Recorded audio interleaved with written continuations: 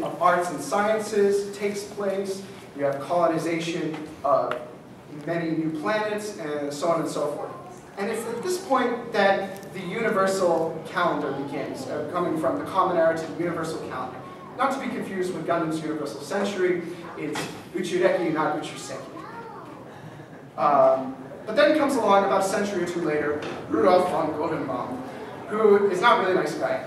He is popular as the hero of campaigns against pirates that were terrorizing the far-flung colonizable planets. And when he runs for senator in the Federation's parliament, he wins in a landslide victory for his conservative, young, youthful party. And eventually he's elected prime minister and president, two posts which should not be held by the same person. And his rule becomes increasingly dictatorial and authoritative. So much so that in the year UC 301, the Galactic Empire is formed. The Federation ceases to exist. It's also at this point that the imperial calendar begins. Now, the Galactische Reich and the rule of Goldenbaum sees violent repression against his political enemies. And in order to consolidate his power, he terminates social welfare and institutes the Inferior Genes Exclusion Act, which includes the sterilization and genocide of the disabled. He further consolidates his power through the formation of an aristocratic class of people of Germanic descent. Here we see him espousing his social Darwinist ideas. He's basically worse than Hitler. On the flip side of that, the founder of the Free Planets Alliance, Ale Heinessen, was a slave, a serf on one of the far-flung planets of the Empire. And he and a handful of other people, thousands of other people, wind up escaping this planet and traveling for millions of light years to another part of the galaxy, the Sagittarius arm of our galaxy. And they find a habitable planet named after Heinessen, and it becomes the bastion of Republican democracy in face of tyranny of the Galactic Reich. Now, about a century or so later, this entity, this political entity, is not known to the Empire, but their two navies collide at some point. And surprisingly, the Free Planets Alliance Navy wins the battle, and this sends shockwaves throughout the whole Empire. And thousands of refugees, billions of refugees, come streaming into the Free Planets Alliance, and colonization of many more planets on the other side of the galaxy begins. So now that we've given you a bit of the setting and hopefully established where the show is coming from, we can talk about the multitude of characters in this series. And there are a lot of characters, so much so that when they're first introduced, title appears under their name, specifying who they are. Case in point, case in point, case in point. Even the ship gets a title. How do you pronounce Aztec words? I mean, it gets so ridiculous that even Henrique Martineau Bourget de Orantes et Oliveira says, what? But the other unique thing about this anime is that within 110 episodes, the personalities of the characters involved are so well explored that people are able to perform psychological analyses on these characters.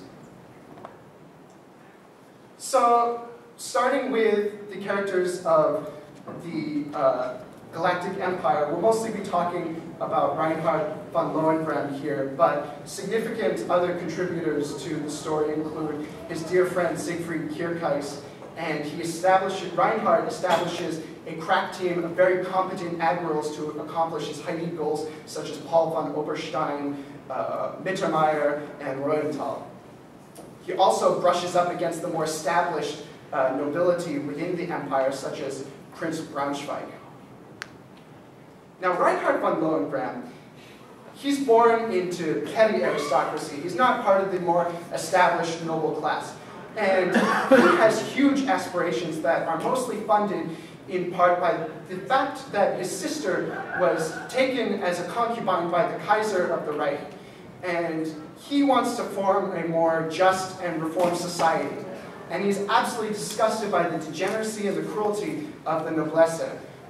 Keep in mind, he is a brilliant strategist, and I want you to think about those two words as we go into talking about our next important character, Yang Wen-li of the Free Planets Alliance and his ragtag cadre of friends, including Julian Mincy, to whom he's a mentor, and Dusty Attenborough. The Attenborough of Gurren Lagann is named after this Attenborough. So Yang Wen-li is the polar opposite of Reinhard von Lohengrin. He enters a military academy in order to study history. He's a history nerd, and he's really shy. He doesn't like being in the spotlight. And he's absolutely committed to Republican democracy 100%. Now, in contrast to Reinhard, who's a brilliant strategist, Yang Wen-li is a brilliant tactician. Yang Wen-li will beat you in the battle, for sure, but maybe Reinhard has a better sense on the global strategic scale. This is a clip that really very well demonstrates the kind of personality that Yang Wen-li has. 僕が来てからのこの4年間でアルコールの消費量が随分増えてますよ。そうかな。家計に占める割合はほぼ2倍になってます。2倍ってことはないな。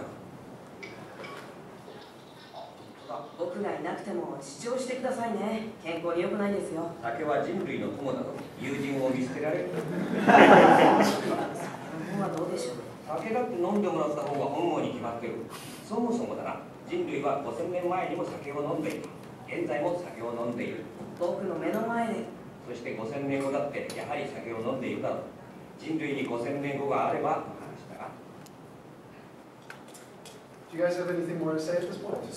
So, Young's personality is definitely a very eccentric in comparison to Reinhard von Lohengrin's, but it's because of his eccentricities that he actually makes it a bit more an appealing leader figure in terms of as a military head.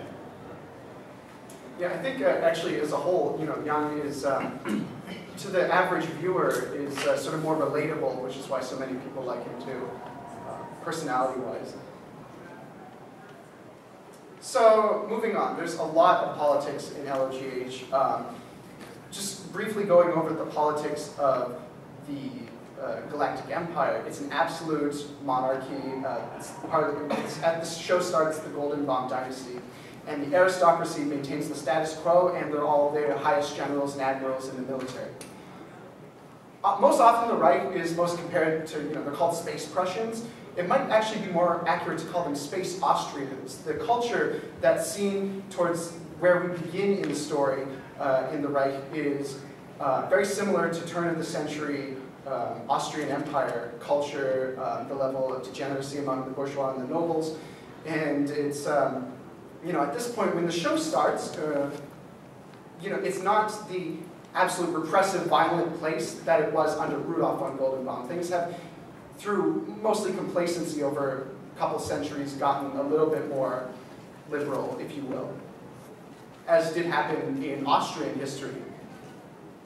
There's one of the last Austrian emperors. Now, on the flip side, the Free Planets Alliance is a republican democracy, and the main goal upon its formation was to restore the golden age of humanity under the Galactic Federation. The FPA uses the universal century calendar rather than the imperial calendar.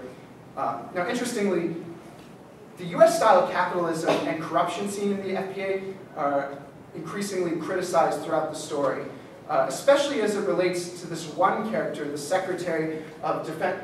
Hey, get out of here! What are you doing here? No, I'm talking about John Turner. So, he's a pretty Weasley guy, complete with his own fascist paramilitary organization. So, throughout the series, the characters often express criticism towards politics and politicians as a whole. Here, Mittermeier, one of the admirals of the Empire, asks his wife, "Do you think I could be a politician?" To which she responds, "But Wolf, you're such a fair and honorable man." Even Yang Wen-li, absolutely committed to democracy, wonders if the masses have always wanted an autocrat after all, because it's so much easier to make reform and change like that rather than going around and around in circles.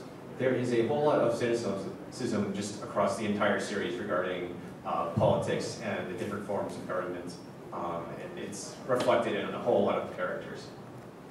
I mean, the dialogue that is contained within the series is to the extent that people in Japan in academic articles will reference the dialogue because it's that level of philosophy contained. here's a thing that happened in Legend of Galactic Heroes, and so many years down the line, the human population has gotten ridiculously large. You see, you are putting thousands and thousands of human lives on these ships, and it takes literally next to nothing to blow them up. Killing pretty much everybody on board because you die in space, nobody can hear you scream. And to look at this in an economic sense, there are so many people out there, you are so replaceable, your life is worth essentially nothing. So, it's this idea of inflation of the value of human life rather than money itself when you have billions of people. Politicians being more concerned about the fact that they lost 10,000 ships rather than 1 million people in that battle. Japanese point of view? I don't think so. I think it just had, it could be, but I think it's more so a consequence of the scale of the series and the inherent criticism that the main author was gearing towards society as a whole in the novels, and that gets adapted into the anime. So, as we sort of talked about moments ago in politics in general. So, speaking of politics, this is a pretty good scene that shows how the council leading the Free Planets Alliance works, and how concerned they are with re-election rather than the country's well-being.